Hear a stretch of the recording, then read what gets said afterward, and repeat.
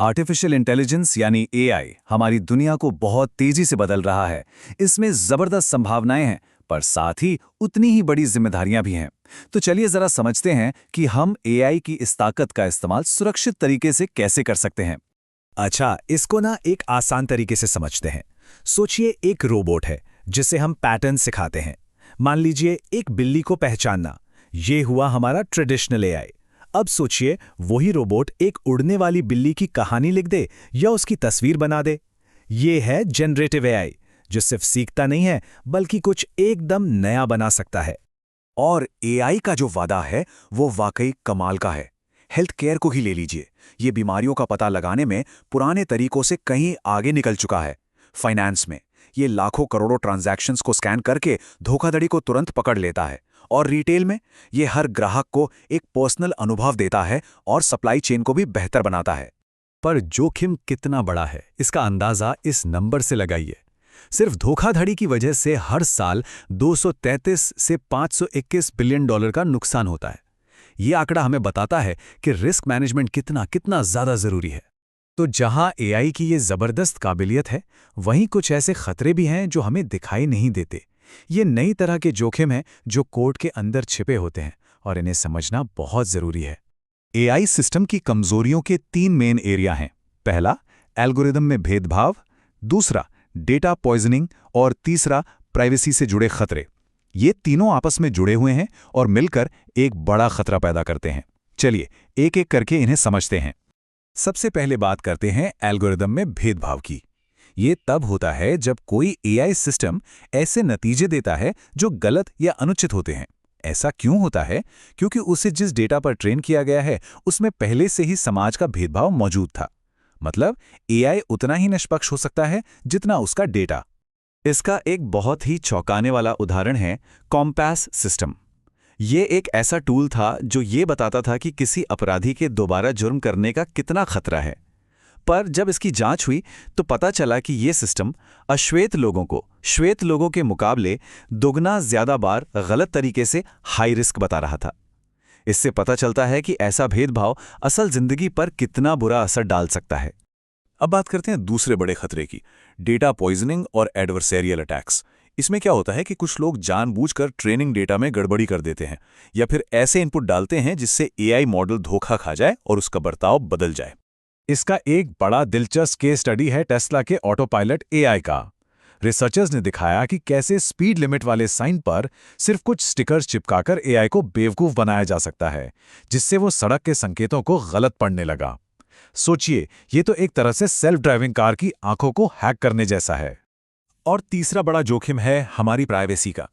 देखिए, AI system को काम करने के लिए बहुत सारे डेटा की जरूरत होती है, तो इससे हमेशा ये खतरा बना रहता है कि हमारी पर्सनल जानकारी को गलत तरीके से इस्तेमाल किया जा सकता है या वो लीक हो सकती है। नेटफ्लिक्स प्राइस का मामला इसका एक क्लासिक उदाहरण है। इसमें नेटफ्लिक्स ने जो यूजर डेटा ये कहकर दिया था कि वो गुमनाम है, रिसर्चर्स ने उसे दूसरे पब्लिक डेटा सेट से मिलाया और असल यूजर्स की पहचान कर ली। इससे ये पता चलता है कि जिसे हम गुमनाम डेटा समझते हैं वो असल में उतना भी गुमनाम नहीं होता। तो इन सब बड़े बड़े खतरों को देखते हुए सबसे बड़ा सवाल यही उठता है कि हम ऐसा एआई आखिर कैसे बनाएं जिस पर हम सच में भरोसा कर सकें। इसका जवाब छिपा है एक कंपास में। एक ऐसा कंपास जो हमें सही दिशा दिखाए। हमें एआई के डेवलपमेंट को सुरक्षा और नैतिकता के इसी कंपास के साथ आगे बढ़ाना होगा। यही हमारा गाइड बनेगा। और ये सिर्फ कोई किताबी बात नहीं है, बल्कि इसके लिए एक पूरा प्रोसेस है। ये रिस्क मैनेजमेंट फ्रेमवर्क एक लगातार चलने वाला पहिया है जिसके सेंटर में गवर्नेंस और कल्चर है। ये खतरे को पहचानने से लेकर उस पर नजर रखने तक हर कदम पर हमें गाइड करता है। तो चलिए अब उस ब्लूप्रिंट को देखते हैं जो हमें एक जिम्मेदार एआई बनाने में मदद करेगा। ये सफर कोड से शुरू होकर एक तरह की चेतना तक जाता है। इसके लिए सचेत कोडिंग के 5 सिद्धांत हैं। पहला, ट्रांसपेरेंसी, यानी सिस्टम कैसे काम कर रहा है ये साफ साफ पता हो। दूसरा, पूर्वाग्रह का अनुमान, यानी प्रॉब्लम होने से पहले ही उसे भांप लेना। तीसरा, हितधारकों को शामिल करना, मतलब जिन लोगों पर इसका असर होगा उनकी बात सुनना। चौथा, नैतिकता को इंजीनियरिंग का हिस्सा मानना, न कि कोई बाद का काम।